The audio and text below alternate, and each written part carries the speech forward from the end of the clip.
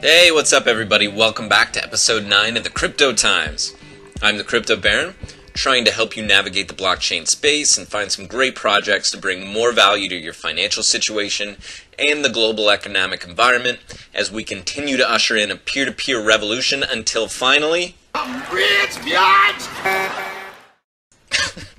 Now, I'm not a big advocate of ICOs because you can generally purchase the token at a similar price when it becomes public rather than locking away your money during that time.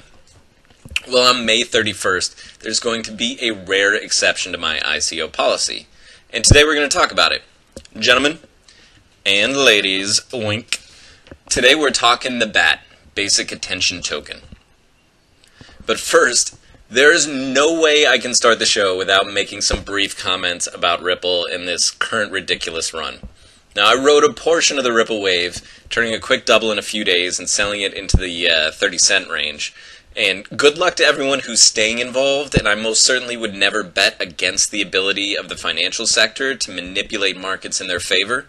But in no way, shape, or form can I reconcile Ripple being valued at half the Bitcoin blockchain and nearly twice Ethereum.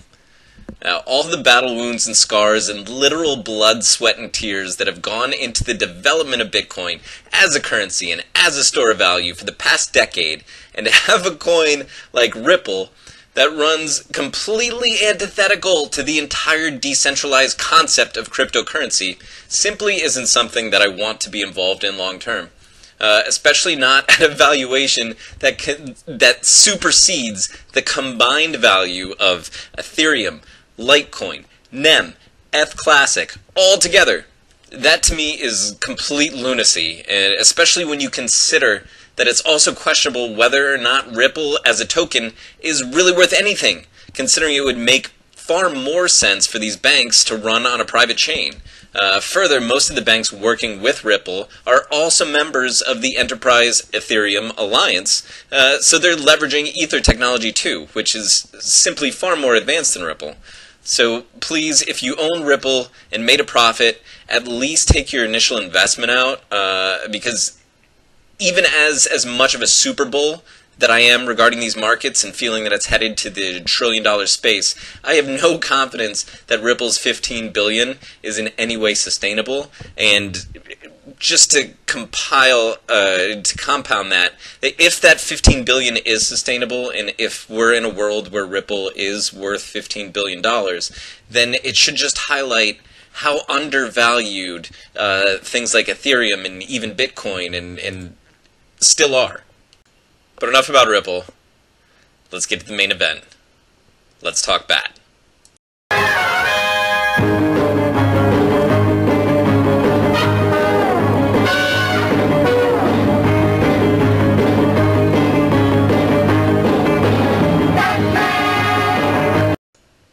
Now, if you've been with the show for a while, you might remember that we discussed the Basic Attention Token in episode 2.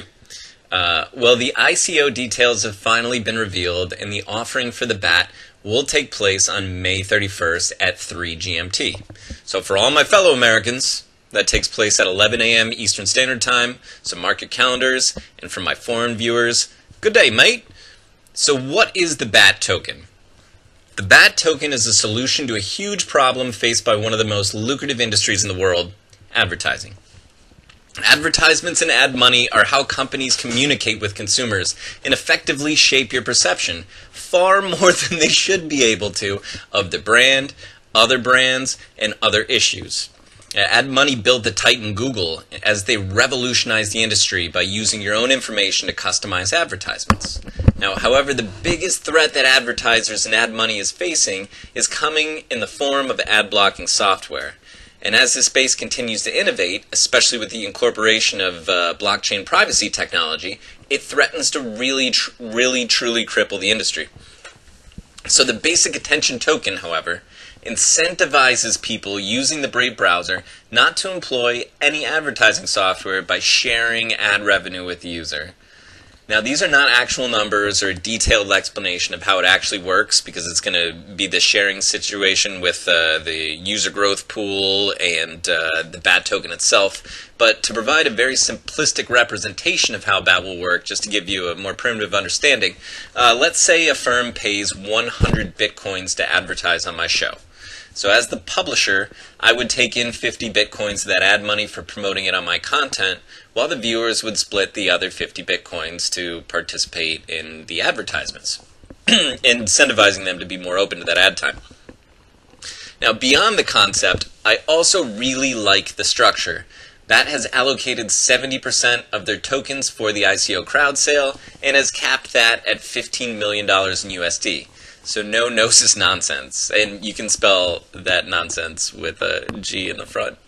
So Tezos looked attractive, especially with a billionaire Draper's backing, but that will also be uncapped, which gives it the opportunity to get stupid overvalued right out of the gate, and that essentially kills any potential room for growth. So in contrast to that like $300 million initial gnosis valuation or whatever it is, this BAT with huge potential is really only starting out with the 20 million valuation. That's 15 million in the crowd sale for the 70%, and the other 5 million coming from the other 30% of tokens outstanding, which is going to be used for the team, for users, for advertisers, etc., just to kind of jumpstart the project. So it's incredibly refreshing and certainly something I'm foaming at the mouth to get involved in. Adoption is always hard, especially competing against duopoly titans Google and Facebook, but this has hundreds of billions of dollars in potential, so I will definitely be at my desk on 11 a.m. May 31st, clicking send with a shitload of gas loaded in my Ether payment. And since we're talking about ICOs, the last ICO that I was actually involved with has recently unlocked for trading and is off to the races. Etherroll.com and the DICE token. Now, when I initially invested in this, ETH was like $10 a pop, so I threw in a few hundred ETH and admittedly starting to get really sweaty about it as ETH shot up to $100. Fortunately, Etherroll kept all the ICO ETH in ETH for the bankroll, so it not only grew along with ETH, but it's also trading at another 2 times premium, giving me a 20x return on my investment, making this my most successful investment to date in just the past couple months. So Etherroll enables provably fair smart contract gambling, and though the soft launch is still unfolding, people are already making bets as high as 108 Ethereum in a single roll. That's 10,000 in USD. The Etherroll.com blog section details a pretty involved roadmap to enhancing the visual experience for players and marketing to new users, along with it pays token holders in Ethereum profit-sharing dividends. Regardless, it's certainly in a highly profitable niche space, as the smart contract technology is a marked improvement over Bitcoin casinos, which are taking in billions and billions of bets each year. So I definitely recommend swinging by etherroll.com and checking it out and reading through some blog posts.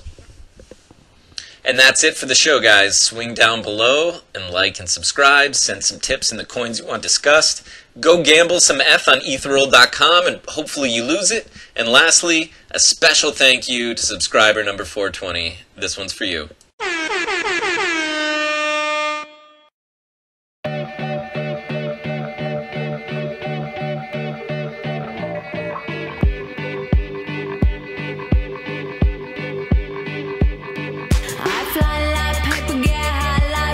If you catch me at the border, I got visas in my name. If you come around here, I'll make them all day. I get one down in a second if you wait. I fly like paper, get high like planes. If you catch me at the border,